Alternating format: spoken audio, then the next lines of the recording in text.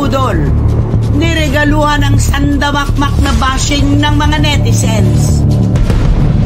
Ang ayaw na ayaw ng lahi natin, yung nagpapanggap na walang alam, inosente at hindi siya karapat-dapat makaladkad, pero bakit daw siya binubulabong? Nakita naman po natin, talagang lumabas naman po talaga sa publiko yung convo nila ni Rob Gomez. Tapos magtatanong pa, bakit ako nakakaladkad? Uulitin ko, hitad ka pala, di ba? Uulitin ko, hindi ko yan pagsisisihan ng pagsasabi na hitad ka pala. Napaka-ipokrita mo. Alam mo naman kung ano nangyari sa convo ninyo ni Rob Gomez. Magtatanong ka pa ngayon kung bakit ka nakakaladkad dito sa issue na to. Romel, go!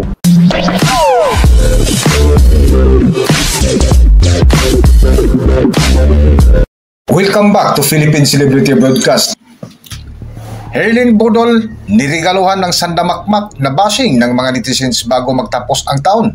Sa programa ng bitiranang kolumnista na si Nanay Christy Fermin na Christopher Minute ay muling pinag-usapan ni Romel Chica ang mainit na talakayan sa social media ukol sa nilabas na statement ng komedyanteng si Herlin Budol na mas lalong inulan ng batikos at negatibo ang dalaga mula netizens sa araw ng Kapaskuhan, kung saan naglabas ito ng pahayag kung bakit nakaladkad ang kanyang pangalan na nag-viral na post na mula di umano ito sa kanyang leading man na si Rob Gomez, na ayon pa ni Nanay Christy na mabuti pa na nahimik na lang ang kapuso aktris na si Herlin Budol kisa maglabas ng komento ukol sa kumalat at pinagpistahan sa social media na konvo ni na Rob Gomez. Dagdag pa ni Nanay Christy na dito sa ating bansa ang ating mga kababayan ay laging may nakalaan na pag-unawa at pagmamahal sa kapwa, na kahit gaano katindi ang kanigahan ay nakakita pa rin tayo ng maganda. Ngunit ang pinakaayaw ng ating lahi ay mapagpanggap, inosente na hindi dapat makaladkad sa issue.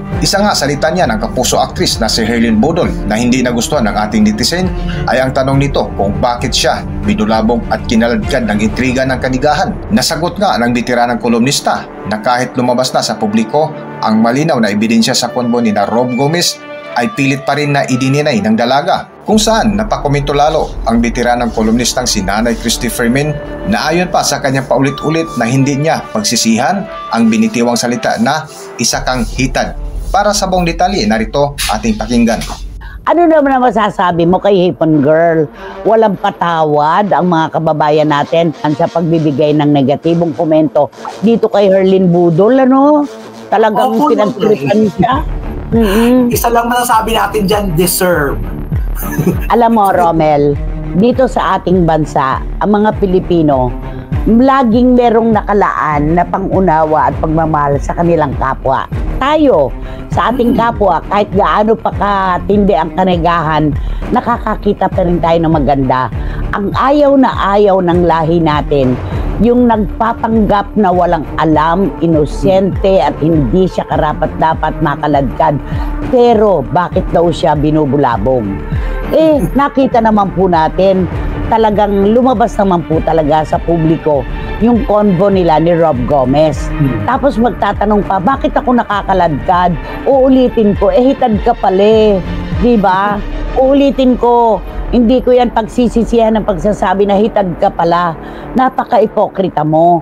Alam mo naman kung ano nangyari sa convo ninyo ni Rob Gomez. Magtatanong ka pa ngayon kung bakit ka nakakaladkad dito sa issue na to. Romel, go! Ay, nako. Paano hindi ka makakaladkad? Kumapit ka, girl, eh. Alam mo yun, di ba, Nay? Bakit ba may nakakaladkad? Kasi kumapit pa. Pero kung bumitaw ka, hindi ka sana, sabi nga nila, sana sa kabila ng ganitong kontrobersiya, hindi ka nagsasalita. Kasi hindi ka nagsasalita, hindi inaapuyan mo yung mga nagagalit sa'yo. Diba? Yun ang pinaka dapat iwasan ng mga artista. Kapag alam ninyo na wala na kayong lusot, na push na kayo sa wall, wag na kayo magpanggap na wala kayong alam. At wag na kayo magdadaldal pa na magdadaldal. Darating ang panahon, nakakainin ninyo ang mga isinuka ninyo tulad ng ginagawa ngayon itong si Hipon Girl. Napakasimple ng tanong niya, bakit ako nakakaladkad?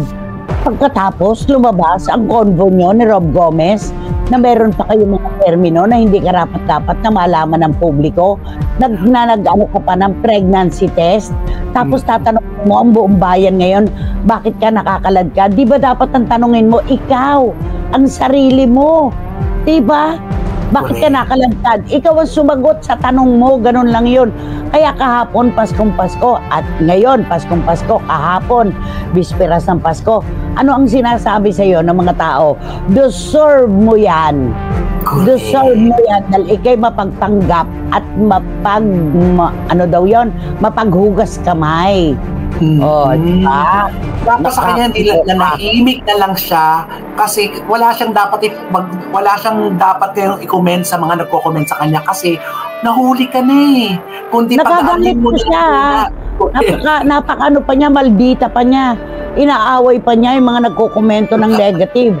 Ano, papalakpakan ka? Papupurihan ka? Positibo pa sa pananaw ng ating mga kababayan yung ginawa mo? Hindi tama yon. Sabi nga ni Neneng Putot Ginsoles, syempre nakaladkad ka dahil nagpakaladkad ka. Tanungin mong sarili mo, OMG. Ayan, pati mga tao sa ibang bansa nabubuisit na.